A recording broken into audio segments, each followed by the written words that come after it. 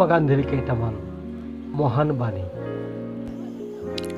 মোৰ ধৰ্মৰ ভিত্তি হ'ল সত্য আৰু ভগৱানক লাভ কৰাৰ প্ৰধান উপায় হ'ল অহিংসা। অহিংসা কেৱল ঋষিমুনিৰ বাবেই নহয়, ই সৰ্বসাধাৰণৰ বাবেও। অহিংসা মানৱীয় ধৰ্ম আৰু হিংসা হৈছে পশুৰ ধৰ্ম। মানুহৰ সেৱাৰ মাজেদিয়েই মই ঈশ্বৰক লগ পাবলৈ বিচাৰোঁ, কাৰণ ঈশ্বৰ আছে মানুহৰ অন্তৰত।